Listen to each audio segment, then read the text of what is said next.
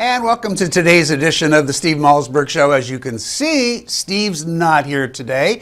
I have the opportunity to sit in. I'm Rick Unger, joined by my partner in crime for today, Dr. Betsy McCoy, who you may know is a senior fellow at the London Center for Policy Research, chairman of the Committee to Reduce Infection Deaths, and of course, the former lieutenant governor of the great state of New York. Betsy? It's really fun to be with you, It's and what a fun. day for the headlines. I think they're looking for a little right on left crime here. What do you think, putting us together? You know, if they are, they may be misled. That's right. See, we found a way to get along. Chances are we both have unpredictable views on these This things. is true. And we do have a little breaking news in the past hour we're going to start off with. We're all aware of what's been going on in Indiana with the religious freedom law that was proposed there and which the governor has turned around a bit on. Well, today, after the Arkansas legislature passed their version of a religious freedom law, their governor, Asa Hutchinson, who we had expected to be prepared to sign that bill, has also had a change of heart after his son Seth signed a petition against it, and after Walmart, probably more importantly, weighed in saying that they wanted the governor to veto the legislation. The governor is sending it back to the legislature. He will not sign it. He's asking for some changes to take place. Betsy, what do you think about this? Well, certainly Mike Pence really got caught off guard with this one, and I don't think too many people in Indiana expected the kind of firestorm of opposition. It really did erupt, because that's right. Because when you read this law, it looks as if it's just showing concern for the religious scruples of people in our very diverse society. And yet the gay rights community came right at them, and within 48 hours, governors in some states, like New York State, were even attempting to ban official travel to the state of Indiana. Connecticut did ban it. Yeah. I kind of laugh, though, at some of this because, you know, being a former politician, I watched Andrew Cuomo say, I'm not going to approve any travel to Indiana, but he also announced he was heading to Cuba, where being gay is a big crime. Well, you know, it's been a tricky issue because you can see both sides of this. You really can. We don't intend to have discrimination in our country.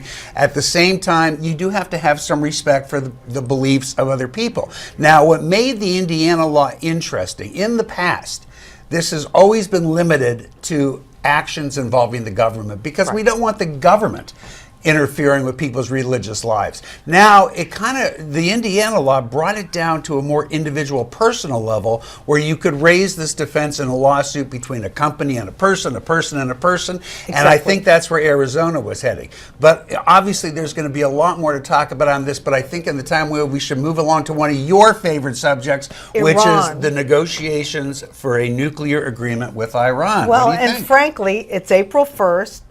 And is that significant in this, that it's April Fool's Day? Yes, because I think those Iranian mullahs are rolling around in the aisles laughing at us for agreeing to extend this negotiation deadline. It's only been one day. Wait a second. The first deadline was over a year ago. That's true. That's remember? Fair. That's fair. And what happens also today? The president and his negotiating team keep moving the goalposts. Well, we don't really know that. Oh, yes, because we do. don't really know what the deal is. Well, I remember looking back on the president when he said, we don't want Iran to ever have a nuclear weapon. Now we want them to have a year that they would... We want it to take a year before they a breakout build period, yeah. right. And then we wanted to make sure that their enriched uranium had to be shipped to another country, even though it was Russia. Right. Now it's okay to leave it where it is. So we're told. So there have been these these are all leaks. Many concessions. We don't know. That's right, because they're leaks because the we fact haven't is seen he ought to be yet. negotiating in public. But here's where I'm going with this. Okay.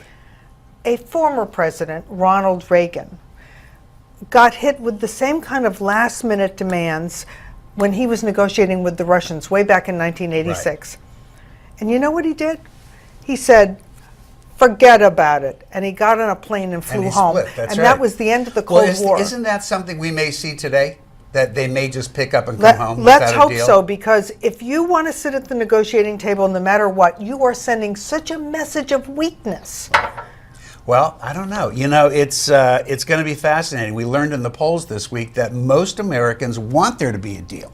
On the other hand, most Americans don't believe the Iranians would keep a deal. And even more telling to me is a large majority of Americans want Congress to take a look at this. You bet. Consider how unpopular Congress is, and you got to wonder. Well, but we all believe in checks and balances, and that's why they want Congress to look at it. And I actually agree with that. So listen, when we come back, you are going to do an interview with one-time New York Police Commissioner Bernard Kerik. Very excited about that. He's got a book out. It's called From Jailer to Jailed, My Journey from Correction and Police Commissioner to Inmate. You don't want to miss this interview. He's an interesting guy, so stay tuned. We'll be right back, and you can watch Bernie Kerik. Right.